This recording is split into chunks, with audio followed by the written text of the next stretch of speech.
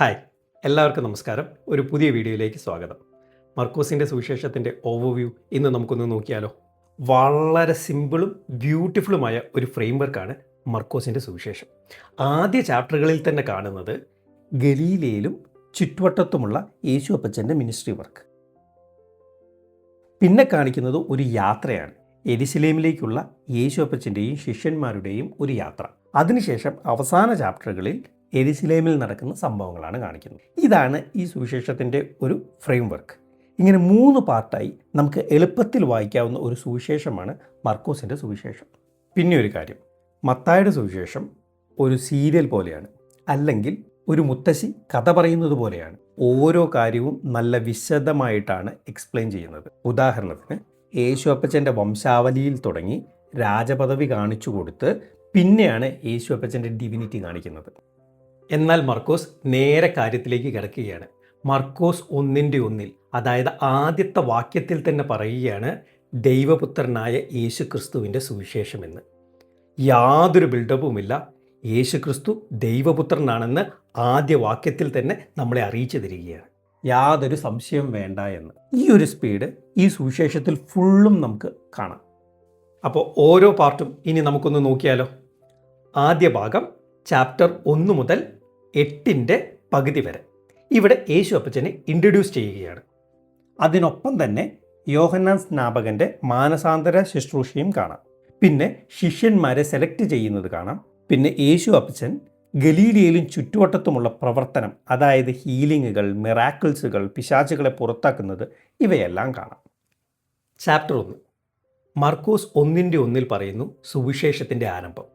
പിന്നെ നമ്മൾ കാണുന്നത് മാനസാന്തര സ്നാനം പ്രസംഗിക്കുന്ന യോഹന്നാനെയാണ്. മാനസാന്തരപ്പെടുവിൻ, റിപ്പൻറ്റ്. ഇത് കാണിക്കുന്നത് രക്ഷയിലേക്കുള്ള വഴി, അല്ലെങ്കിൽ തുടക്കം എന്ന് പറയുന്നത് തന്നെ മാനസാന്തരത്തിൽ നിന്നാണ് എന്നതാണ്. എന്താണ് മാനസാന്തരം? സിമ്പിളായി പറഞ്ഞാൽ നമ്മുടെ പഴയ രീതിയിൽ നിന്ന് മുഖം തിരിക്കുക, പാപത്തിൽ നിന്ന് മുഖം തിരിക്കുക എന്ന് പറയുന്നതാണ് മാനസാന്തരം. പാപത്തെ വെറുക്കുക. പാപം ചെയ്യാതിരിക്കുന്നതും പാപത്തെ വെറുക്കുന്നതും തമ്മിൽ വലിയ വ്യത്യാസമുണ്ട്. പാപം ചെയ്യാതിരിക്കുന്നത് പലപ്പോഴും ശിക്ഷയെ പേടിച്ചോ നിയന്ത്രണങ്ങൾ കൊണ്ടോ ആവാം. എന്നാൽ യഥാർത്ഥ മാനസാന്തരം എന്നത് പാപത്തെ വെറുക്കുക എന്നതാണ്. ഒരു എക്സാമ്പിൾ പറഞ്ഞാൽ, വഴിയിൽ വെള്ളം കണ്ടാൽ നമ്മൾ ചവിട്ടില്ല, കാരണം കാല് നനയും എന്നതുകൊണ്ട്. പക്ഷേ ചവിട്ടിയാൽ നമുക്ക് കുഴപ്പം തോന്നില്ല, കാരണം അത് ഉണങ്ങുമല്ലോ. അതുപോലെ ആകരുത് നമ്മുടെ പാപത്തോടുള്ള മനോഭാവം. ഇതേ വഴിയിൽ തന്നെ വല്ല ചാണകമോ അവശിഷ്ടമോ ആണെങ്കിൽ നമ്മൾ ആ ഭാഗത്തേക്ക് പോവുകയേ ഇല്ലല്ലോ. കാരണം എന്താ? നമുക്ക് അറപ്പും വെറുപ്പുമായതുകൊണ്ട്. നമ്മുടെ പാപത്തോടുള്ള മനോഭാവം അങ്ങനെയായിരിക്കണം. നമുക്ക് പാപത്തോട് വെറുപ്പ് തോന്നുമ്പോഴാണ് അവിടെ യഥാർത്ഥ മാനസാന്തരം ഉണ്ടാകുന്നത്. മർക്കോസ് 1:15 പറയുന്നത് ഇപ്രകാരമാണ്: മാനസാന്തരപ്പെട്ട് സുവിശേഷത്തിൽ വിശ്വസിപ്പിൻ, റിപ്പൻറ്റ് ആൻഡ് ബിലീവ്. നമുക്ക് പലതരത്തിൽ വിശ്വാസമുണ്ടാകാം. അത്ഭുതങ്ങൾ കണ്ട് വിശ്വസിക്കാം, പേടി കാരണം വിശ്വസിക്കാം, തിയോളജി പഠിച്ചിട്ട് വിശ്വസിക്കാം. പക്ഷെ യഥാർത്ഥ രക്ഷയുടെ അനുഭവം നമുക്കുണ്ടാകുന്നത് എപ്പോഴാണ്? ജീവിതത്തിൽ നമ്മൾ അനുദപിച്ച് വിശ്വസിക്കുമ്പോഴാണ്, മാനസാന്തരപ്പെട്ട് വിശ്വസിക്കുമ്പോഴാണ്. അപ്പോൾ യഥാർത്ഥ വിശ്വാസം എന്ന് പറയുന്നത് മാനസാന്തരത്തിലൂടെയേ നമുക്ക് ലഭിക്കുകയുള്ളൂ. ഇതിനുശേഷം മർക്കോസ് 1:17 യേശു അപ്പച്ചൻ ശിഷ്യന്മാരെ തിരഞ്ഞെടുക്കുന്നത് നമുക്ക് കാണാം. അവിടെ പറയുന്നത് ഇങ്ങനെയാണ്: എൻ്റെ പിന്നാലെ വരുവിൻ, ഞാൻ നിങ്ങളെ മനുഷ്യരെ പിടിക്കുന്നവരാക്കി തീർക്കും. ഇവിടെ ഞാൻ നിങ്ങളെ ആക്കി തീർക്കും എന്നാണ് പറയുന്നത്. നമ്മുടെ കഴിവല്ല ഇവിടെ മാനദണ്ഡം, മറിച്ച് മാറാനുള്ള നമ്മുടെ മനസ്സാണ് ഇമ്പോർട്ടൻറ്റ്. മീൻ പിടിക്കുന്നവരെ മനുഷ്യരെ പിടിക്കുന്നവരാക്കി മാറ്റുന്ന വലിയ ഒരു ട്രാൻസ്ഫോർമേഷൻ, അതായത് നമ്മുടെ ഐഡിയയും കഴിവും എല്ലാം മാറ്റിവെച്ച് യേശു അപ്പച്ചന് പൂർണ്ണമായി സമർപ്പിക്കാൻ തയ്യാറായാൽ കർത്താവിൻ്റെ വലിയ പദ്ധതിയുടെ ഭാഗമാകാൻ നമ്മൾക്ക് സാധിക്കും. ചാപ്റ്റർ 2 ഈ അധ്യായം തുടങ്ങുന്നത് ഒരു പക്ഷപാതക്കാരൻ്റെ സൗഖ്യത്തോടെയാണ്. നടക്കാൻ കഴിയാത്ത കൂട്ടുകാരനെ മേൽക്കൂര പൊളിച്ച് യേശു അപ്പച്ചൻ്റെ മുന്നിൽ ഇറക്കുന്ന സംഭവം. ഇവിടെ യേശു അപ്പച്ചൻ അത്ഭുതം ചെയ്യുന്നത് രോഗിയുടെ വിശ്വാസം കണ്ടിട്ടല്ല, മറിച്ച് അദ്ദേഹത്തെ ചുമന്നുകൊണ്ടുവന്ന കൂട്ടുകാരുടെ വിശ്വാസം കണ്ടിട്ടാണ്. ബൈബിളിൽ മറ്റുള്ളവർക്ക് വേണ്ടി നിൽക്കുന്ന പലവിധ വിശ്വാസികളെയും നമുക്ക് കാണാം. കൂട്ടുകാരനു വേണ്ടിയുള്ള സുഹൃത്തുക്കളുടെ വിശ്വാസം ഇവിടെ കാണിക്കുന്നത് പോലെ മകന് വേണ്ടിയുള്ള അപ്പൻ്റെ വിശ്വാസം മർക്കോസ് 9:24 കാണാം. മകൾക്ക് വേണ്ടിയുള്ള അമ്മയുടെ വിശ്വാസം മത്തായി 15:28 കാണാം. വേലക്കാരന് വേണ്ടിയുള്ള ശതാധിപൻ്റെ വിശ്വാസം മത്തായി 8:13 കാണാം. മറ്റുള്ളവരോടുള്ള സ്നേഹവും കരുണയും കരുതലും യേശു അപ്പച്ചൻ പ്രോത്സാഹിപ്പിക്കുകയാണ്, അംഗീകരിക്കുകയാണ് എന്നതിൻ്റെ വലിയ തെളിവാണ് ഈ അത്ഭുതങ്ങൾ. ഈ അധ്യായത്തിൽ എടുത്തു പറയേണ്ട മറ്റൊരു ഉപമയാണ് പഴയ തുരുത്തിയിൽ പുതിയ വീഞ്ഞ് ഒഴിച്ചാൽ തുരുത്തി പൊളിയും എന്ന ഉപമ. പുതിയ വീഞ്ഞ് പഴയ തുരുത്തിയിൽ പകർന്നു വെക്കരുത്.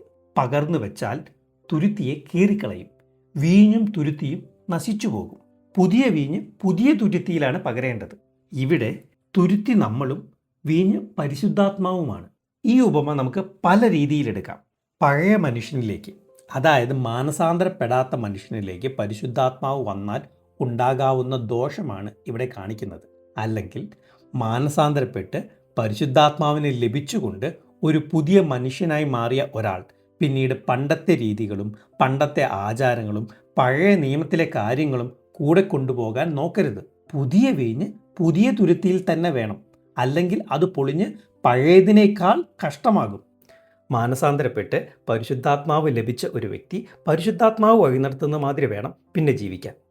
പണ്ടത്തെ രീതിയും പണ്ടത്തെ സ്വഭാവവും പഴയ ആചാരങ്ങളും പഴയ നിയമവും അനുസരിച്ചല്ല പിന്നീട് ജീവിക്കേണ്ടത്.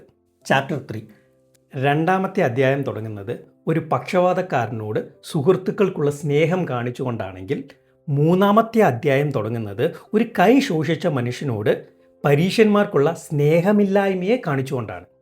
ഇവിടെ ഹൈലൈറ്റ് ചെയ്യപ്പെടുന്നത് ആ മനുഷ്യൻ്റെ ശോഷിച്ച കൈയല്ല, മറിച്ച് പരീശന്മാരുടെ മനസ്സാണ്. യേശു അപ്പച്ചൻ സൗഖ്യമാക്കാൻ നിൽക്കുമ്പോൾ പരീശന്മാർ നോക്കുന്നത് റൂൾ തെറ്റുമോ എന്നാണ്. ആ മനുഷ്യൻ്റെ കൈ മാത്രമായിരുന്നു ശോഷിച്ചു പോയിരുന്നത്. എന്നാൽ പരീശന്മാരുടെ ഹൃദയമാണ് ശരിക്കും ശോഷിച്ചു പോയിരുന്നത്. ഇത് നമുക്ക് കാണിച്ചു തരുന്നത് മനുഷ്യരോട് സ്നേഹവും അനുകമ്പയും കാണിക്കേണ്ടടുത്ത് ക്രിസ്ത്യാനിയാണോ, രക്ഷിക്കപ്പെട്ടതാണോ എന്നുള്ള ചിന്തയാണ് നമുക്ക് ആദ്യം വരുന്നതെങ്കിൽ നമ്മുടെ ആത്മീയത വെറും കാപട്യമാണ്. സ്നേഹമില്ലാത്ത ഏത് ആത്മീയതയും വെറും കാപട്യമാണ്. ചാപ്റ്റർ 4 ഇവിടെ യേശു അപ്പച്ചൻ ഒരു ജനക്കൂട്ടത്തെ കടൽ തീരത്തിരുത്തി ഉപമകളിലൂടെ സംസാരിക്കുകയാണ്. 3 മെയിൻ ഉപമകളാണ് യേശു അപ്പച്ചൻ ഇവിടെ പറയുന്നത്. ഓരോന്നും ആത്മീയ വളർച്ചയെയും ദൈവരാജ്യത്തെയും കുറിച്ചുള്ളവയാണ്. 1 വിത്തുകാരൻ്റെ ഉപമ, 2 കടുകുമണിയുടെ ഉപമ, 3 നിലത്ത് വിതച്ച വിത്തിൻ്റെ ഉപമ. മർക്കോസിൻ്റെ സുവിശേഷത്തിൽ മാത്രം കാണുന്ന ഒരു പ്രത്യേക ഉപമയാണ് നിലത്ത് വിതച്ച വിത്തിൻ്റെ ഉപമ. വിത്ത് നിലത്ത് വിതച്ചു കഴിഞ്ഞാൽ പിന്നെ അത് മുളയ്ക്കുന്നത് എങ്ങനെയാണെന്ന് വിത്തുകാരൻ അറിയുന്നില്ല. അദ്ദേഹം ഉറങ്ങുകയും ഉണരുകയും ചെയ്യുമ്പോൾ ഭൂമി തനിയെ വിളവ് നൽകുന്നു. വിത്ത് വിതച്ചു കഴിഞ്ഞാൽ പിന്നെ ഓരോ 5 മിനിറ്റും പോയി മണ്ണ് മാന്തി ആ വിത്ത് മുളച്ചോ എന്ന് നമ്മൾ ചെക്ക് ചെയ്യാറില്ലല്ലോ. അതുപോലെയാണ് നമ്മുടെ പ്രാർത്ഥനകളും ആത്മീയ ജീവിതവും. നമ്മൾ ചെയ്യാനുള്ളത് വിശ്വസ്തയോടെ ചെയ്യുക. ബാക്കി റിസൾട്ട് തരുന്നത് ദൈവമാണ്. എല്ലാം നമ്മുടെ കൺട്രോളിൽ ആകണമെന്ന് വാശി പിടിക്കാതെ ദൈവത്തിൻ്റെ ടൈമിങ്ങിനായി വെയിറ്റ് ചെയ്തിരിക്കുക, വിശ്വസ്തയോടെ കാത്തിരിക്കുക. കർത്താവിനെ അനുഗമിക്കുന്ന ഒരു വ്യക്തിക്ക് അനാവശ്യമായ ടെൻഷനോ ആൻസൈറ്റിയോ ആവശ്യമില്ല. നാം പൂർണ്ണമായും ദൈവത്തിൽ ആശ്രയിക്കുമ്പോൾ നമുക്ക് ആത്മീയമായ വിശ്രമം ലഭിക്കും. ദൈവം തന്നെ റിസൾട്ടുകൾ കൈകാര്യം ചെയ്തുകൊള്ളും. മുകളിൽ പറഞ്ഞ 3 ഉപമകൾക്കിടയിലായി പീഠത്തിന്മേൽ വെച്ച വിളക്ക് എന്നൊരു ചെറിയ ഉദാഹരണം യേശു അപ്പച്ചൻ നൽകുന്നുണ്ട്. മർക്കോസ് 4:21 ഈ വിളക്കിൻ്റെ ഉപമ നമുക്ക് കാണാൻ സാധിക്കും. ഒരു വിളക്കിൻ്റെ മെയിൻ ഉദ്ദേശം മുറിയിലുള്ള എല്ലാവർക്കും വെളിച്ചം നൽകുക എന്നുള്ളതാണ്. വെളിച്ചം ലഭിച്ചു കഴിഞ്ഞാൽ പിന്നെ ആ വെളിച്ചം ഫലം പുറപ്പെടുവിക്കണം. നമ്മുടെ ഉള്ളിലെ ഈ വെളിച്ചം നാം മറച്ചു വയ്ക്കാൻ വലിയ സാധ്യതയുണ്ട്. അതിനാൽ നാം കെയർഫുള്ളായിരിക്കണം. ഇവിടെ വെളിച്ചം എന്ന് പറയുന്നത് വചനമാകാം, രക്ഷയുടെ അനുഭവമാകാം, അല്ലെങ്കിൽ പരിശുദ്ധാത്മാവാകാം. അത് ലഭിച്ച ഒരു വ്യക്തി മറ്റുള്ളവരിലേക്ക് ഈ പ്രകാശം എത്തിക്കണം. നമ്മൾ യേശു അപ്പച്ചൻ്റെ ശിഷ്യനാണ് അല്ലെങ്കിൽ ഒരു വിശ്വാസിയാണ് എന്ന് പരസ്യമായി അറിയിക്കുന്നത് നാണക്കേടോ ഭയമോ ഉണ്ടാക്കുന്ന ഒരു കാര്യമാകാം. ഉദാഹരണത്തിന്, ആരെങ്കിലും നമ്മളെ മദ്യപിക്കാൻ ക്ഷണിച്ചാൽ അല്ലെങ്കിൽ കൈക്കൂലി വാങ്ങിക്കാൻ നിർബന്ധിച്ചാൽ താല്പര്യമില്ല എന്ന് പറഞ്ഞ് നമുക്ക് ഒഴിഞ്ഞു മാറി പാപം ചെയ്യാതിരിക്കാം. പക്ഷെ ഒന്ന് ആലോചിച്ചു നോക്കൂ, അതാണോ സത്യം? അല്ലെങ്കിൽ അങ്ങനെയാണോ നമ്മൾ പറയേണ്ടത്? ഞാൻ യേശുക്രിസ്തുവിൻ്റെ ശിഷ്യനായതുകൊണ്ട് ഇത് ചെയ്യില്ല എന്ന് ധൈര്യത്തോടെ ലജ്ജയില്ലാതെ പറയുകയല്ലേ വേണ്ടത്? യേശു അപ്പച്ചൻ്റെ സാക്ഷ്യം വഹിക്കാനാണ് നാം ശ്രമിക്കേണ്ടത്. നിങ്ങൾ യേശു അപ്പച്ചനെ രക്ഷിതാവായി സ്വീകരിച്ചിട്ടുള്ള ഒരു വ്യക്തി അല്ലെങ്കിൽ ഇങ്ങനെ പറയണമെന്നോ യാതൊരു ആവശ്യവുമില്ല. പക്ഷേ യേശു അപ്പച്ചനെ രക്ഷിതാവായി സ്വീകരിച്ച് വചനമറിഞ്ഞ സത്യമറിഞ്ഞ ഒരു ശിഷ്യനാണെങ്കിൽ ഭയമോ ലജ്ജയോ കാരണം വിളക്ക് മറച്ചു വെക്കരുത്. നിങ്ങളുടെ വെളിച്ചം അല്ലെങ്കിൽ സാക്ഷ്യം എന്ന വിളക്ക് ഒരിക്കലും മൂടി വെക്കരുത്. ചാപ്റ്റർ 5. യേശു അപ്പച്ചൻ പിശാച് ബാധിച്ച ഒരാളെ സൗഖ്യമാക്കുന്നത് ഈ ഭാഗത്ത് നമുക്ക് കാണാം. അയാളിലെ ദുരാത്മാക്കൾ ഒരു പന്നിക്കൂട്ടത്തിൽ പോയി ആ പന്നിക്കൂട്ടം നശിച്ചു പോകുന്നതും നമുക്കിവിടെ കാണാം. നീണ്ടകാലം പിശാച് ബാധിച്ച ഒരാൾ സൗഖ്യം പ്രാപിക്കുന്നത് കണ്ടിട്ടും അവിടുത്തെ ജനങ്ങൾ സന്തോഷിച്ചില്ല. പകരം തങ്ങളുടെ പന്നികൾ ചത്തുപോയല്ലോ എന്ന സാമ്പത്തിക നഷ്ടമായിരുന്നു അവരുടെ ചിന്ത. ഇത് വിശ്വാസവും ലാഭവും തമ്മിലുള്ള സംഘർഷത്തിൻ്റെ ഒരു വലിയ ഉദാഹരണമാണ്. യേശു അപ്പച്ചൻ അവരുടെ നാട്ടിൽ നിന്ന് പോകണം എന്ന് പറഞ്ഞതിലൂടെ അവർ യഥാർത്ഥത്തിൽ പറഞ്ഞത് ഞങ്ങൾക്ക് ദൈവത്തേക്കാൾ വലുത് ഞങ്ങളുടെ ബിസിനസ്സാണ് എന്നാണ്. കാരണം അവർക്ക് യേശു അപ്പച്ചൻ കാരണം നഷ്ടമുണ്ടായി. ഇന്ന് പലരും ചിന്തിക്കുന്നത് ബിസിനസ്സിലോ ജോലി സ്ഥലത്തോ വിജയിക്കണമെങ്കിൽ ദൈവവചനത്തിൽ വിട്ടുവീഴ്ച ചെയ്യണമെന്നാണ്. മറ്റുള്ളവർ ഓഫീസ് രാഷ്ട്രീയം കളിക്കുമ്പോൾ ഞാനും കളിച്ചാലേ പിടിച്ചു നിൽക്കാൻ പറ്റൂ എന്ന ചിന്ത. അവിടെ ദൈവവചനം പറഞ്ഞാൽ നടക്കില്ല എന്ന് നമ്മൾ വിചാരിക്കും. ബിസിനസ് ചെയ്യണമെങ്കിൽ ദൈവവചനം അല്പം മാറ്റിവെക്കുന്നതിൽ തെറ്റില്ല എന്ന് കരുതുന്നവരാണ് നമ്മളിൽ പലരും. ബിസിനസ് ആയാലും ജോലിയായാലും ലാഭത്തിന് വേണ്ടി വചനം മാറ്റിവെക്കുമ്പോൾ നമുക്ക് കിട്ടുന്നത് താൽക്കാലിക നേട്ടം മാത്രമാണ്. ലാഭത്തേക്കാൾ വലുതാണ് ദൈവമായുള്ള ബന്ധം എന്ന തിരിച്ചറിവാണ് നമുക്ക് വേണ്ടത്.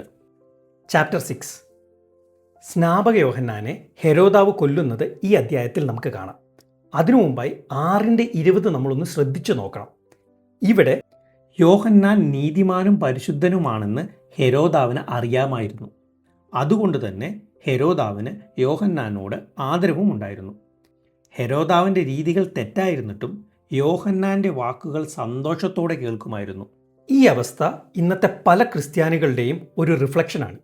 പാപത്തിൽ തുടരുമ്പോഴും ദൈവവചനം ആസ്വദിക്കുകയും എന്നാൽ മാനസാന്തരമില്ലാതെ ജീവിക്കുകയും ചെയ്യുന്ന പല ക്രൈസ്തവരും ഹെരോദാവിൻ്റെ ക്യാരക്ടറിൻ്റെ ഒരു റിഫ്ലക്ഷനാണ്. മകൾ യോഹന്നാൻ്റെ തല ചോദിച്ചപ്പോൾ അത് തെറ്റാണെന്ന് അറിഞ്ഞിട്ടും ഹെരോദാവ് അത് നടപ്പിലാക്കി. ഈഗോയ്ക്കും സമൂഹത്തിലെ മാന്യതയ്ക്കുമാണ് ഹെരോദാവ് പ്രാധാന്യം കൊടുത്തത്. നമ്മളും ചിലപ്പോൾ ഇതുപോലെയാണ്. യഥാർത്ഥ സാഹചര്യം വരുമ്പോൾ ദൈവവചനത്തേക്കാൾ അധികം സ്വന്തം ഈഗോയ്ക്കും സമൂഹത്തിലെ മാന്യതയ്ക്കുമാണ് നമ്മൾ ഇമ്പോർട്ടൻസ് നൽകാറുള്ളത്. ഹെരോദാവിൻ്റെ മകൾ ചോദിച്ചത് യോഹന്നാൻ്റെ തലയാണ്. ഇതേ മകൾ യോഹന്നാൻ്റെ തലയ്ക്ക് പകരം ഹെരോദാവിൻ്റെ തലയോ സ്വന്തം അമ്മയുടെ തലയോ ആണ് ചോദിച്ചിരുന്നതെങ്കിൽ ഹെരോദാവ് സമ്മതിക്കുമായിരുന്നോ? ഹെരോദാവിനെ പോലെയാണ് നമ്മളിൽ പലരും. ദൈവാലോചനയ്ക്കും ദൈവരാജ്യത്തിനും നമ്മളിൽ ചിലർ നൽകുന്ന വില ഇത്രയേ ഉള്ളൂ. ചാപ്റ്റർ 7. ട്രഡീഷൻ്റെ പുറകെ പോയി ദൈവകൽപ്പനകളെയും നമ്മുടെ ഉത്തരവാദിത്തങ്ങളെയും നമ്മൾ അവഗണിക്കുന്നതിനെ യേശു അപ്പച്ചൻ എതിർക്കുന്നത് നമുക്ക് ഈ ചാപ്റ്ററിൽ കാണാം. നിന്റെ അപ്പനെയും അമ്മയെയും ബഹുമാനിക്കുക. യേശു അപ്പച്ചൻ ഈ കൽപ്പനയെക്കുറിച്ച് വളരെ ഗൗരവമായാണ് ഇവിടെ സംസാരിക്കുന്നത്. പള്ളികൾക്ക് വലിയ സംഭാവനകൾ നൽകിയിട്ട് സ്വന്തം മാതാപിതാക്കളെ നോക്കാതിരുന്നാൽ ആ ആത്മീയത കാപട്യമാണെന്ന് യേശു അപ്പച്ചൻ മുഖത്തു നോക്കി പറയുകയാണ്. കുടുംബത്തോടുള്ള കടമ നിറവേറ്റാതെ ദൈവത്തെ പ്രസാദിപ്പിക്കാൻ കഴിയുകയില്ല. യേശു അപ്പച്ചൻ പറഞ്ഞ ഇതേ കാര്യമാണ് പൗലോസ് അപ്പോസ്തലൻ തിമോത്തിയോസിലും പറയുന്നത്. 1 തിമോത്തിയോസ് 5:8. സ്വന്തം കുടുംബത്തെ നോക്കാത്ത ഒരു വ്യക്തി, കുടുംബത്തിന് വേണ്ടി കരുതി വെക്കാത്ത ഒരു വ്യക്തി അവിശ്വാസിയേക്കാൾ പാപിയാണ്. അതിൻ്റെ അർത്ഥം ഒരുപാട് സമ്പാദ്യം കൂട്ടിച്ചേർക്കണമെന്നല്ല. ദൈവം തരുന്ന സമ്പാദ്യം അനാവശ്യമായി കളയാതെ പ്ലാൻ ചെയ്ത് കുടുംബത്തിന് വേണ്ടി മാറ്റിവെക്കണം, കുടുംബക്കാർക്ക് വേണ്ടി ഉപയോഗിക്കണം എന്ന്. ഫിനാൻഷ്യൽ പ്ലാനിങ് ചെയ്യുന്നതിൽ യാതൊരു തെറ്റുമില്ല എന്ന്. സമ്പാദിക്കുക എന്നത് ആത്മീയതയ്ക്കെതിരായ ഒരു കാര്യമേ അല്ല. സമ്പാദിക്കുക എന്നത് ഒരു വിശ്വാസിയുടെ അടിസ്ഥാന കടമയാണ്. മർക്കോസിൻ്റെ സുവിശേഷം 1 മുതൽ 7 വരെയുള്ള അധ്യായങ്ങൾ ഇവിടെ അവസാനിക്കുകയാണ്. അടുത്ത ചാപ്റ്ററുകളിലേക്ക് കിടക്കുന്നതിന് മുമ്പ് ഈ 7 അധ്യായങ്ങൾ ഒന്ന് വായിച്ചു തീർക്കാൻ ശ്രമിക്കുക. ഏകദേശം 40 മിനിറ്റിൽ നമുക്ക് വായിച്ചു തീർക്കാവുന്നതേ ഉള്ളൂ. മറ്റൊരു വീഡിയോയിൽ നമുക്ക് ബാക്കിയുള്ള ചാപ്റ്ററുകൾ നോക്കാം.